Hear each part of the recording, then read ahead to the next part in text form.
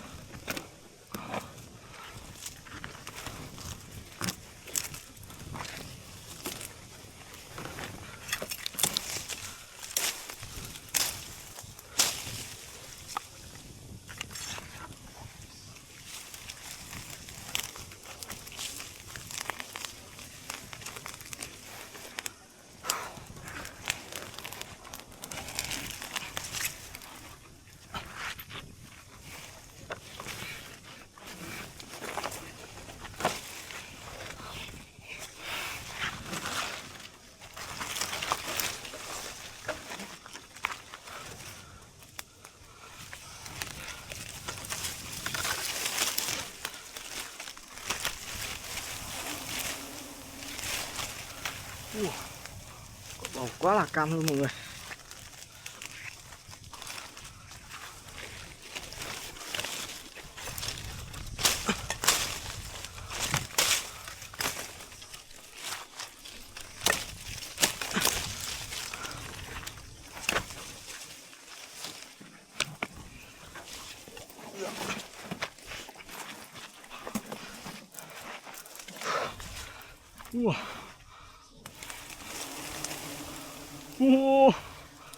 Quả bầu kìa.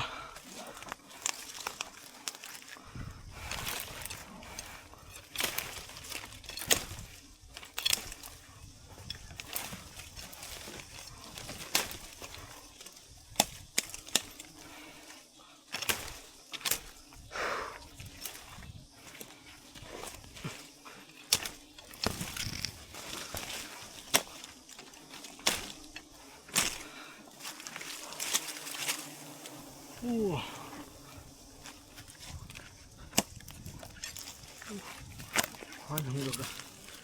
Căng quá các bạn.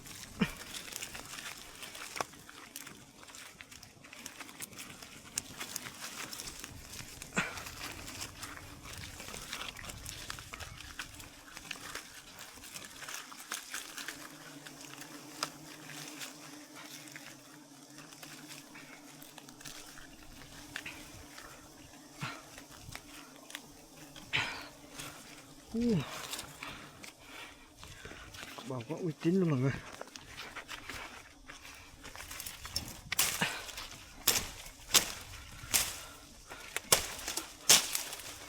Còn cây khó xử lý rồi.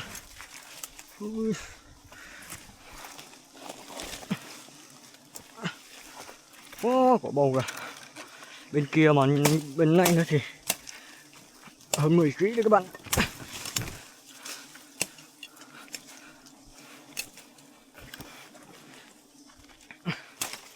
Tụ này.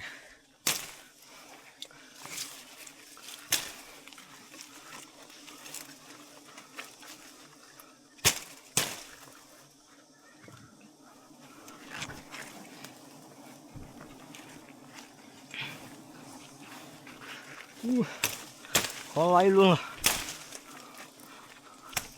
Rất là khó lấy luôn các bạn ơi. Đúng rồi. Khó lấy thật sự luôn.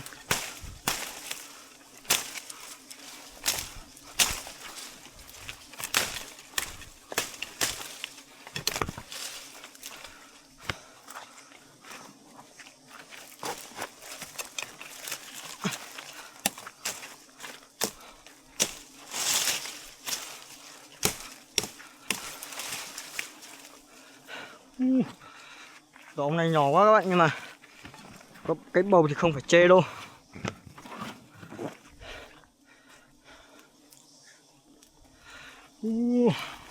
Cái bầu này phây quá luôn mọi người.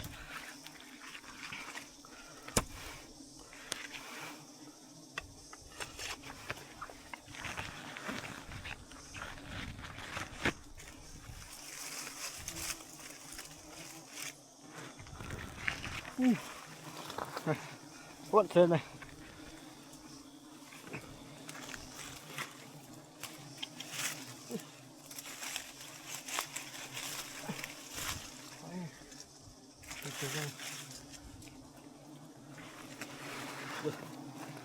Wow, tuyệt vời luôn mọi người. Đây. Ống thì bé tí thôi. Đây, cánh nhỏng này. Cầm một găng tay thôi mà cái bọc rồi. Wow, quá là tuyệt vời luôn.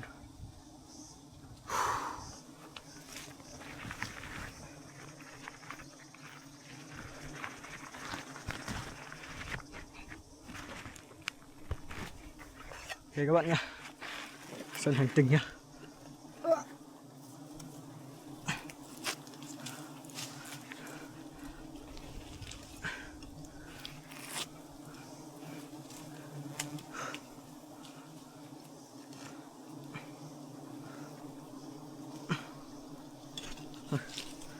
Sân xả nhỏng luôn đi. Dưới kia nó lấy nước quá nhiều luôn.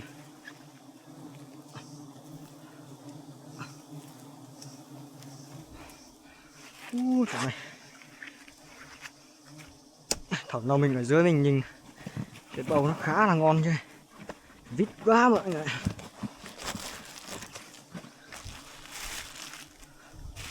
Cái này 8 kg nha mọi người.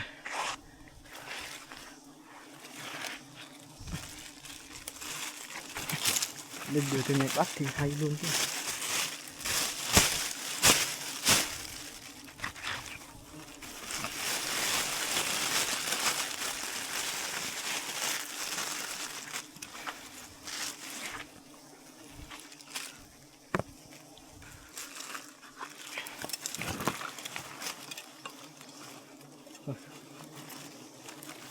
Đốn mò thôi.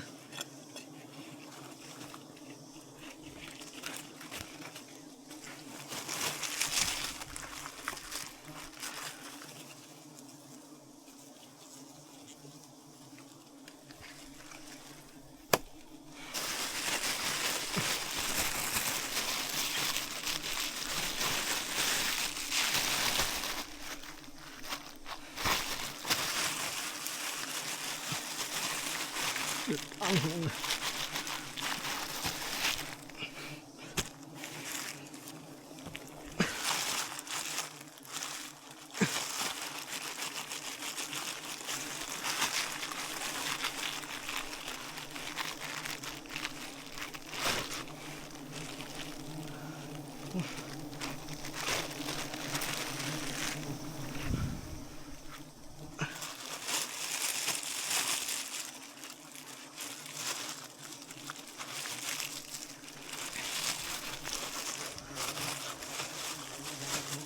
Ui.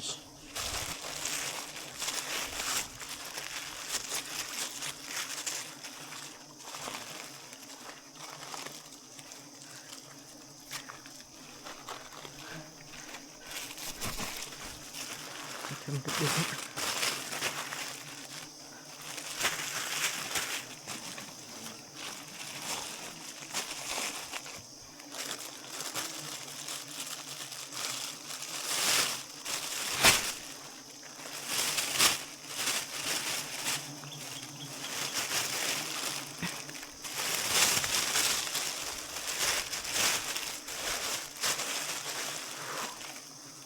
Wow, quá là tuyệt vời.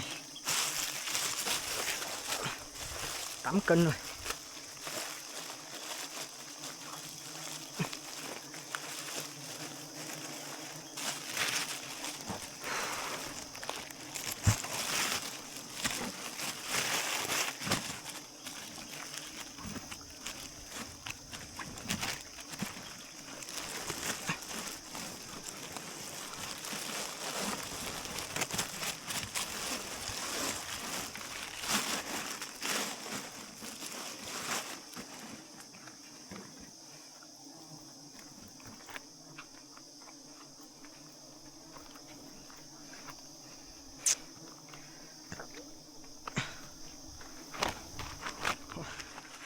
Cái này khó xuống quá mình tháo tay luôn.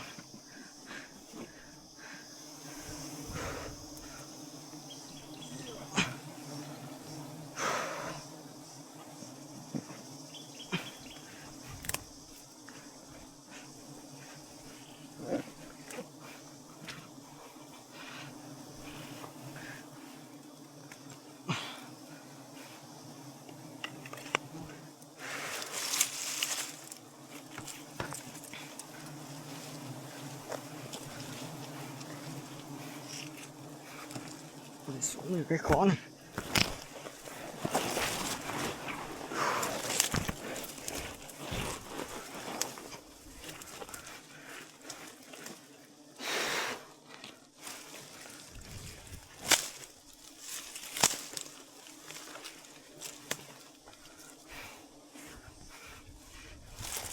Bạn thấy không?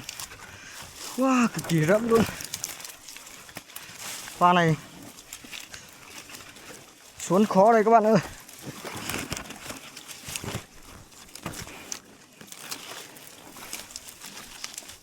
Xong rồi. Xong rồi.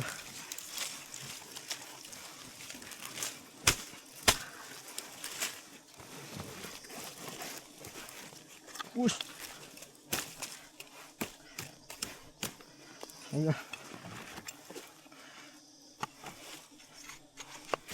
Đây, xuống rất là khó luôn.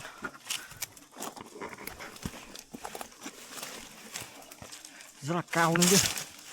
Quá là nguy hiểm các bạn.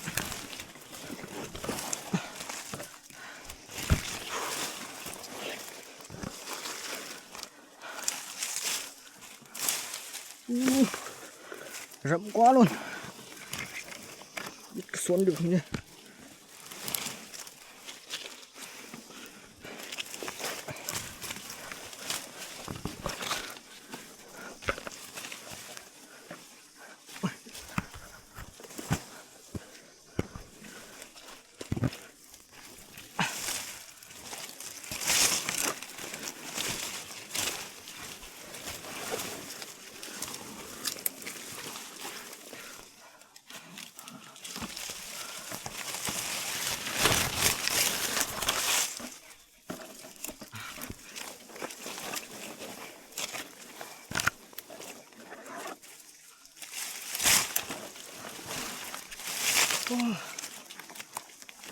Rồi ơi.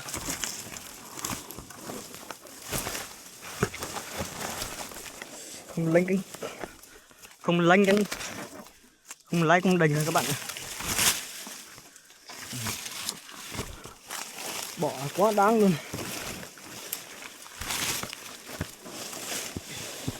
Khổ chưa?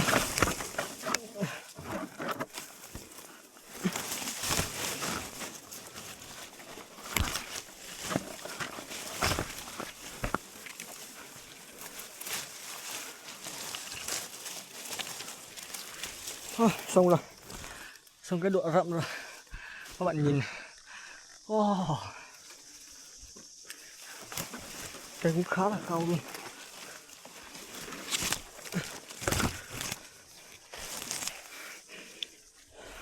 Các bạn nhìn.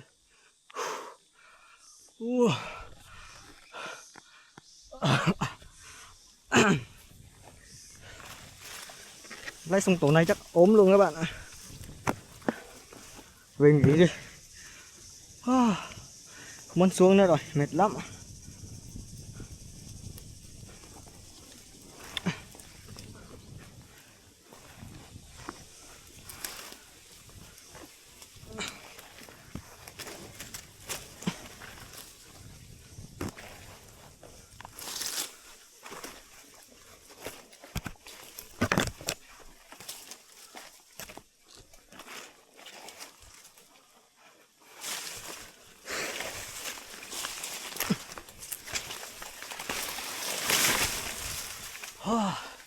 An toàn rồi.